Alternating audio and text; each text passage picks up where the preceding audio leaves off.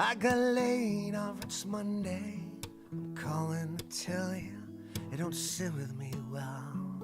I feel like I failed you. You say we got each other and that's plenty enough, and I know that's true.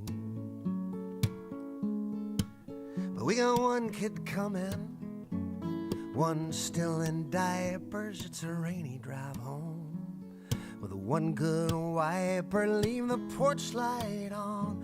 I need a beacon just to pull me to you. If I ever lost you, I would be lost too, just drifting in a sea of blue. You're in my skin like a rose tattoo, like a rose tattoo,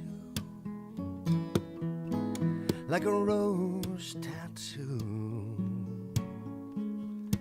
Now the economy's crashing, this poor boy's laughing 'cause there's nothing to lose.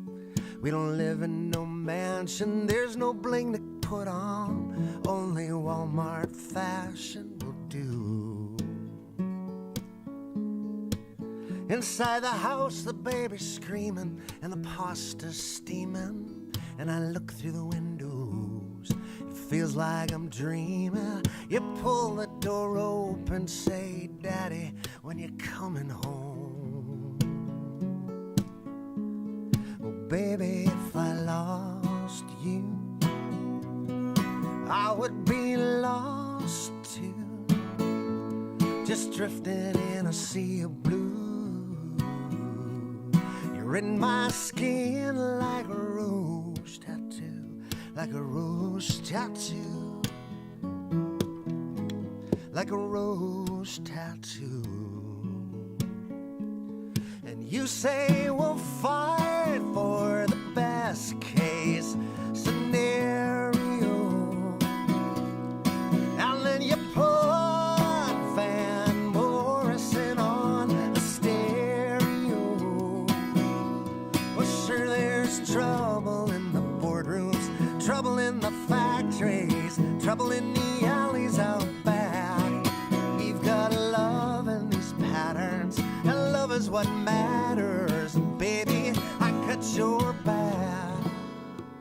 I've got your back. I've got your back.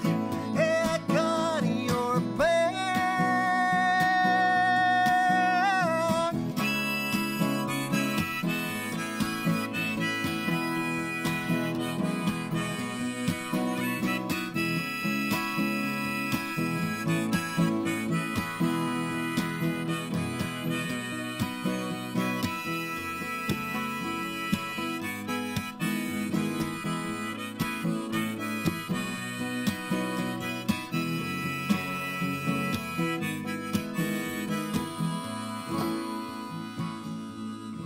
Baby, if I lost you, I would be lost too, just drifting in a sea of blue. You're in my skin like a rose tattoo, like a rose tattoo, like a rose tattoo, like a rose tattoo, like a rose tattoo.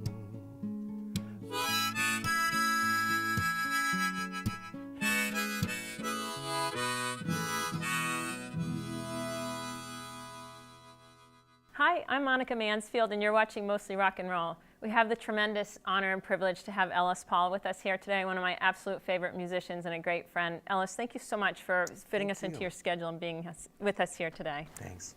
We've filmed you several times in different venues, but this is the first time we've had you in our studio, and it's just spectacular seeing you here and just having all the time in the world to just get your beautiful music out there. Thank you. Well, one of the newest things that's very exciting is this brand new CD you have out. This CD is just phenomenal, and I know you have about 14 CDs out. Is this your 14th or 15th or? Something like that. Something like that. Track. I don't know if I count the first ones, but they're on CD now too. But this is just such an immense effort, and I know that you're proud of this CD too. One thing that's very different about this is that it's fan-funded, and I would like to know what that means to you as a musician and how that inspires you as a musician to know the money that you raise coming all from your fans, and could you talk about that?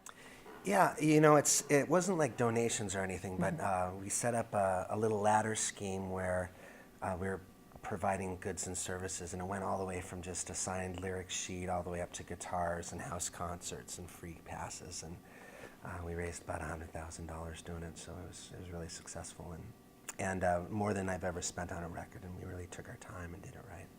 And you recorded this where? In Nashville with a couple guys, Thad Beatty and Jason Cullum, there, called Sorted Noise. So you were able to, with that studio where you were and the funds that you had, be able to make this everything you wanted it to be.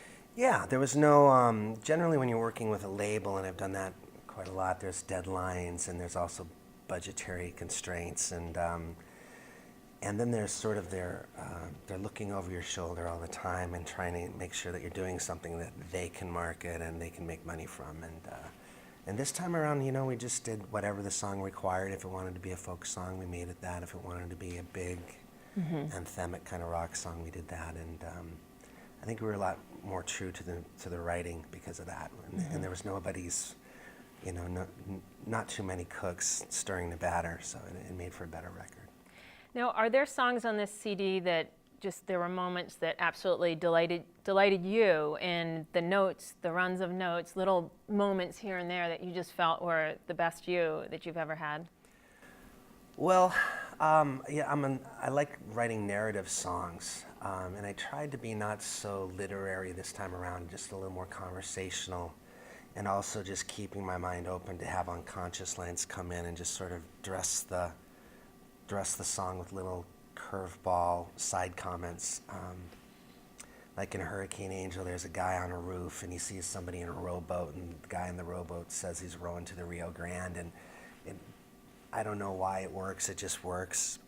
When the line came to me, I just wrote it down and didn't try to figure it out, but there are a lot of lines like that that sort of color it without leading anything forward. It just kind of adds a little flavor to it. And that's one of your great strengths, is your imagery that you're able to present. And again, like you just said, it doesn't force it, but it paints it, the picture for everyone. Yeah, it's they call it songwriting, but sometimes it's song painting, because you're trying to imagine what the scene is like in people's brains as they're hearing it. So you feel like a little bit of a screenwriter, and you're painting these characters and their lives and trying to make it almost like a rolling movie that lasts about 3 minutes.